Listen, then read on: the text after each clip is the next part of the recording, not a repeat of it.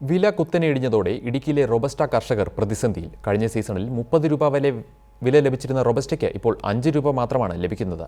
വിളവെടുത്ത് വിപണിയിൽ എത്തിച്ചാൽ വാഹനത്തിന്റെ വാടക പോലും കൊടുക്കാൻ സാധിക്കാത്ത അവസ്ഥയിലാണ് കർഷകർ. കഴിഞ്ഞ സീസണിൽ മികച്ച വില ലഭിച്ചതിനാലാണ് കർഷകർ ഇത്തവണ വ്യാപകമായി റോബസ്റ്റ കൃഷി ചെയ്തത്. എന്നാൽ കർഷകർക്ക് കനത്ത തിരിച്ചടി നൽകി വില കൂപ്പുകുത്തിയതോടെ വിളവെടുക്കാൻ പോലും ഇവർ മടിക്കുന്നു. ഏത്തവാഴയെ അപേക്ഷിച്ച് ജോലിഭാരവും ചെലവും കുറവുള്ള കൃഷിയാണെന്നതിനാലും നിരവധി പേർ റോബസ്റ്റ കൃഷിയിലേക്ക് തിരിഞ്ഞിരുന്നു. അത്യുൽപാദന ശേഷിയുള്ള വിത്തുകൾ വണ്ടിപ്പെരിയാറിലെ കൃഷിഭവന്റെ നേതൃത്വത്തിലുള്ള നഴ്സറിയിൽ നിന്നാണ് രാജാക്കാട് അടക്കമുള്ള ഹൈറേഞ്ച് മേഖലയിലെ കർഷകർ വാങ്ങിയിരുന്നത്. വണ്ടിക്കൂലി അടക്കം വിത്തൊന്നിന് 17 രൂപയോളം ചെലവ് വന്നിരുന്നു. കീടനാശിനി വളപ്രയോഗം അടക്കം 200 രൂപയിലധികം ഓരോ വാഴയ്ക്കും ചെലവായിട്ടുണ്ട്. എന്നാൽ ഇപ്പോൾ കിലോയ്ക്ക് 5 രൂപ പോലും കിട്ടാതായതോടെ കർഷകർ കടുത്ത പ്രതിസന്ധിയിലായിരിക്കുകയാണ്. വില കുത്തനെ ഇടിഞ്ഞതിനാൽ പ്രാദേശിക വിപണിയിൽ പോലും റോബസ്റ്റ ഏറ്റെടുക്കാൻ ആളില്ല. അയൽ സംസ്ഥാനങ്ങളിൽ എത്തിച്ചാൽ വിൽപ്പന നടക്കുമെങ്കിലും ലാഭമുണ്ടാകില്ല.